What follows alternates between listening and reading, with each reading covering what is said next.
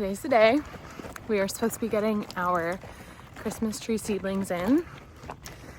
Most of them. We have another shipment coming next week.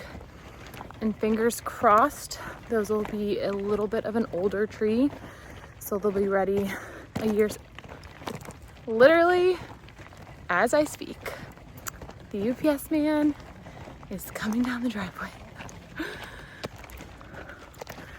Ready or not, we're doing it. Yeah.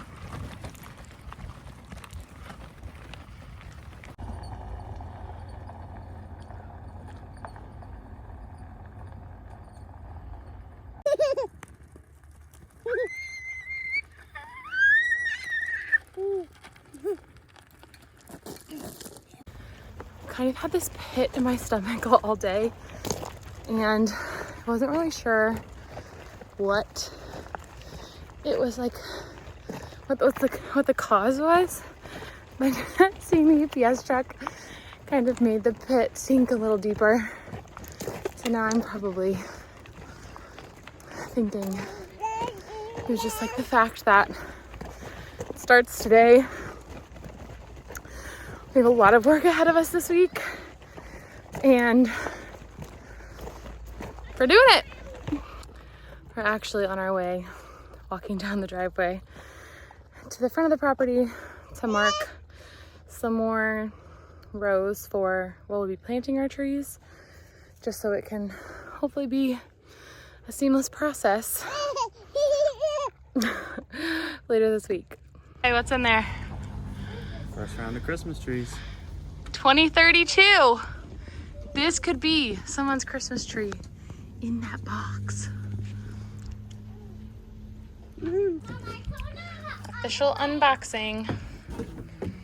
Are you gonna use the screw? Yay! Our first round of Christmas tree.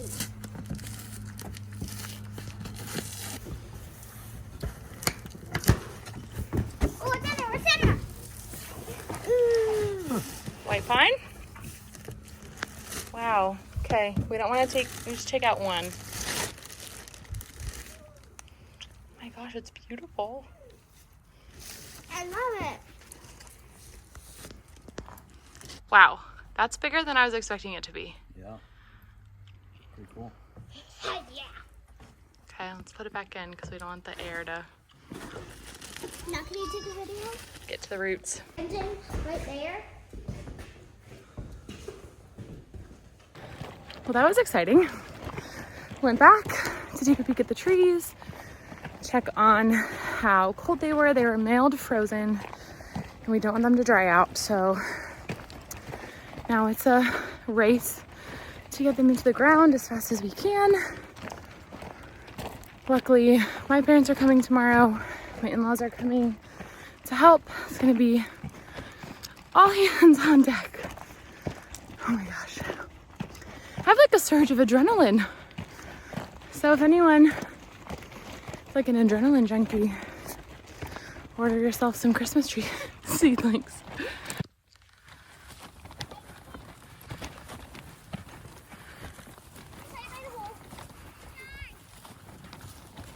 So here's our system for marking trees. We made a 90-degree angle from here. Sorry, that went fuzzy, to there. And we are doing 7x7 spacing because our mower is just 6 feet. And so as the trees get bigger, we really don't want to like whack off any of the branches. So we have this chain that the kids and I had marked every 7 feet. There's a flag. Hey guys, don't take any more out, okay? And then we line that up against our string line. And then every 7 feet we put a flag. We may have to come over to this spot a little bit, but that pink square is where our farm stand is gonna go, so we don't wanna put any trees there. So we may end up like wrapping around the backside and then going more that way. We're struggling a little bit with some human error and the inability to be perfect in our marking system, but I think we've got, for the most part, the spacing is good. So this is a row on a diagonal. Got this, you can kind of see it like bows there a little. And we don't want to like eyeball and switch things up too much because then it's going to create an issue down the road. So we're just going to run with it and just remind ourselves that it doesn't have to be perfect, but it does have to be wide enough for us to get our lawnmower through. Another issue we run into is the planting tool that we were planning to use, which resembles what's called a dibble bar, is not sharp enough to go into our soil. So in the next day and a half, we have to figure out an alternative plan. This is it. And I actually have planted Christmas trees with these before, but it was more like of a blade than having this hump. So that's posing a bit of a problem. I was really excited to use these planting tools because my dad actually got them from a farmer in his town who is kind of like on his way out of farming. And when he heard, when he heard that we were planting Christmas trees, he was like, oh, take these for your daughter. So my dad fixed them up for us. But I don't think we'll be able to use them in this section anyways. The soil kind of changes a little bit as we move down the field, but right now, not looking good for those.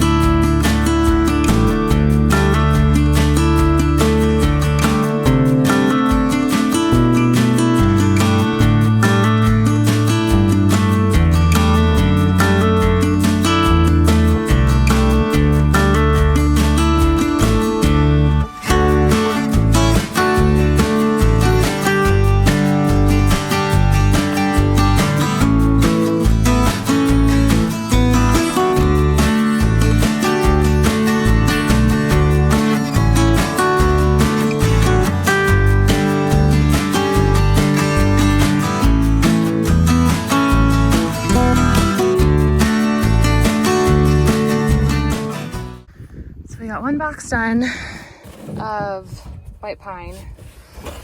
These are P2. There's 120 in these boxes. And 120 did 3 rows for us. We've got 40 trees in each row, marked at 7 feet apart.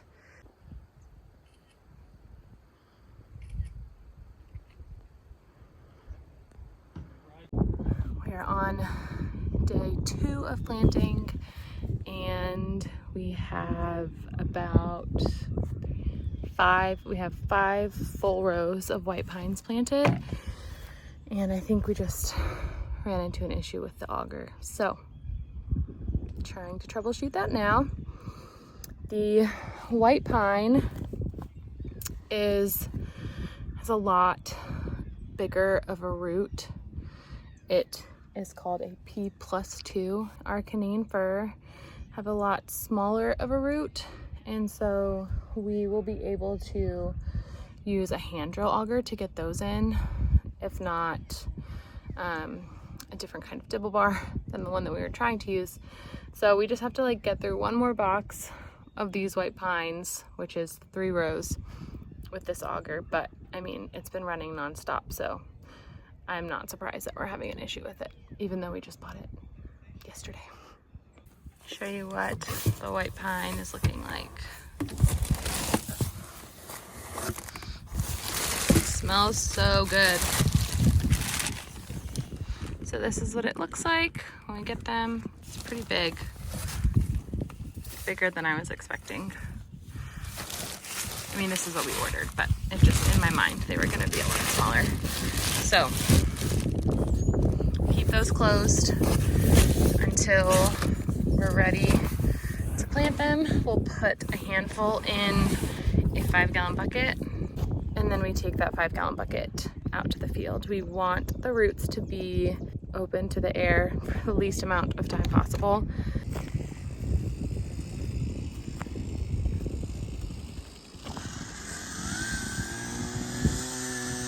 This is what we're using for our root dip. It's almost looks like a bath salt, but it's 3 ounces to 2.5 gallons of water, and then it just sets in there for about 20 minutes and it gels up. This is the most efficient way to plant a Christmas tree right here. With a beautiful 6-year-old on your back.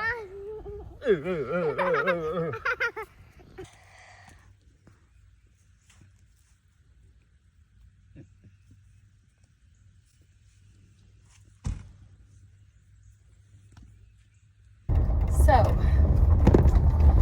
we stopped using the large auger because the Canadian firs that we got,